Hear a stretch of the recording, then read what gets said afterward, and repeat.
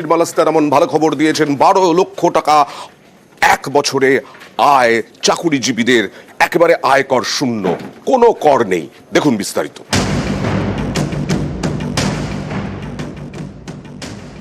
कि देश के हर गरीब एवं मध्यम वर्ग समुदाय पर मां लक्ष्मी की विशेष कृपा रहे।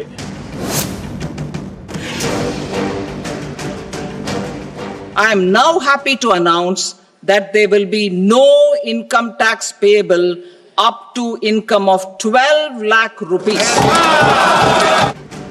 কেন্দ্রীয় বাজেটে মধ্যবিত্তর জন্য বড় ঘোষণা অর্থমন্ত্রীর। আয়করে বিপুল ছাড়, মধ্যবিত্ত করদাতার বিরাট স্বস্তি। বার্ষিক করযোগ্য আয় 12 লক্ষ টাকা পর্যন্ত কোনো কর দিতে হবে না।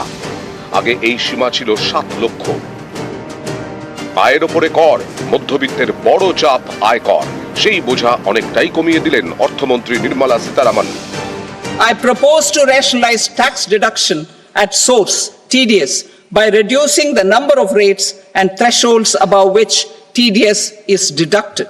The limit for tax deduction on interest for senior citizens is being doubled from the present 50,000 rupees to 1 lakh rupees. The annual limit of 2.40 lakh rupees for TDS on rent is being increased to 6 lakh rupees.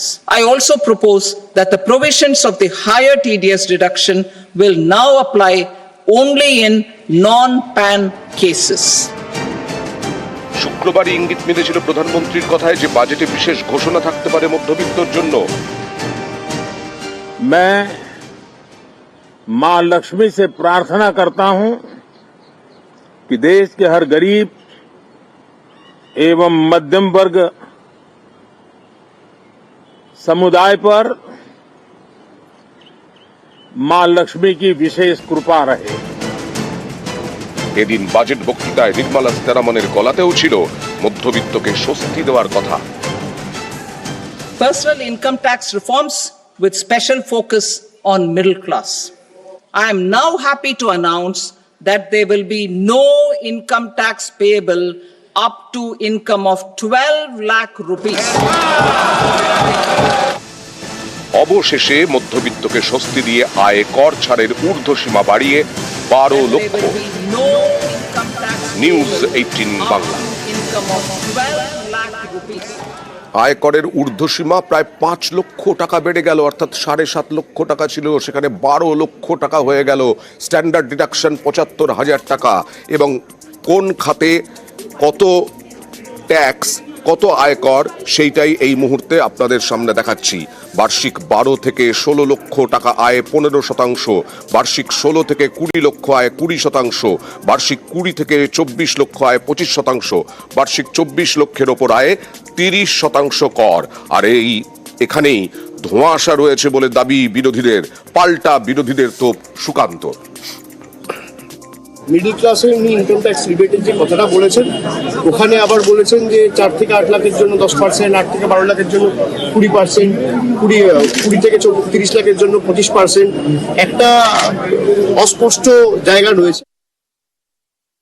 12 লাখের মধ্যে যদি আপনার income হয়, অর্থাৎ যারা মধ্যবিত্ত, নিম্ন মধ্যবিত্ত, তাদেরকে কোনো ট্যাক্স দিতে হবে না। কিন্তু 14 লাখ বা 16 লাখ যদি আপনার ইনকাম হয়, তখন আপনি পুরো স্ল্যাবের মধ্যে পড়বেন। সেক্ষেত্রে অনেক, আপনারা জানেন, অনেক কমানো হয়েছে। 0 থেকে 4 লাখ আপনার কোনো ট্যাক্স দিতে হবে না, 4 থেকে 8 লাখ 5% দিতে হবে, এবং সো অন। অর্থাৎ যত কম রোজগার হবে, অর্থাৎ মিডল ক্লাসের দিকে যারা থাকবে, তাদেরকে আরো তত বেশি রিলিফ পাবে।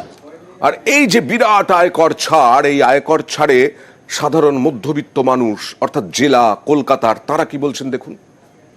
এটা আমাদের মতন সাধারণ মধ্যবিত্ত পরিবারের জন্য যথেষ্টই ভালো হয়েছে। কারণ আগে 7 লাখ টাকার উপরে ট্যাক্স লাগতো, এখন সেটা 12 লাখ, মানে অ্যাভারেজ মাসে 1 লাখ টাকা পর্যন্ত আমরা যদি ব্যাংকে জমা করি তাহলে কোনো ট্যাক্স দিতে হবে না। এটা আমার মনে হয় সাধারণ মধ্যবিত্ত পরিবারের জন্য অনেক ভালো হয়েছে। ক্রয় ক্ষমতা বাড়বে এবং সেভিংস এর যেটাও তাদের ইচ্ছা হবে। যে কোনো ছাড়টাই মানুষের ভালো, কিন্তু সাধারণ মানুষ যারা এই 12 লক্ষ ধারে কাছে যায় না, যারা শুধু বছরে 3 লক্ষ টাকা রোজগার করতে হিমশিম কাটছে, তাদের জন্য কি ভাবনা চিন্তা আছে। তবে এটা মনে রাখতে হবে এর মধ্যেও কোনো হিডেন কন্ডিশন আছে কিনা, আরো অন্যান্য কিছু শর্তাবলী আছে কিনা। যদি খুব সরলীকরণ ভাবে হয় তাহলে হয়তো মধ্যবিত্ত উপকৃত হবে। 12 লাখ টাকা ছাড় মানে আমার অনেকটাই সুবিধা হবে।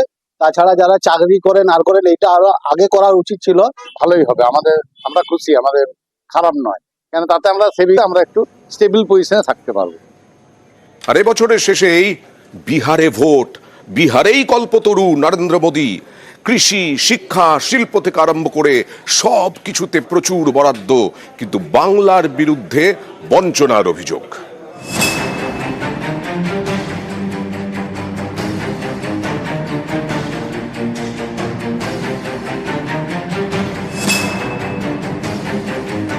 বিজেপির 12টা সাংসদ রয়েছে, বাংলার কিচ্ছু দেওয়া হয়। বাংলা দীর্ঘদিন ধরে বঞ্চিত, আজও বঞ্চিত। আপনি 61টা রেল প্রজেক্টে আপনি অ্যাডিকুয়েট ল্যান্ড আপনি প্রোভাইড করেননি। বিহারের ক্ষেত্রেও জমি তারা প্রোভাইড করেছেন। অনেকে বলছেন দিনের শুরুতেই ইঙ্গিত মিলেছিল। বিহারের মধুবনী শাড়ি পরে যখন সংসদে ঢুকলেন নির্মলা সীতারামন, তার বাজেট বক্তৃতাতেও বারবার এলো বিহার। পূবের এই রাজ্যের জন্য এক গুচ্ছ ঘোষণা। Makhana board in Bihar.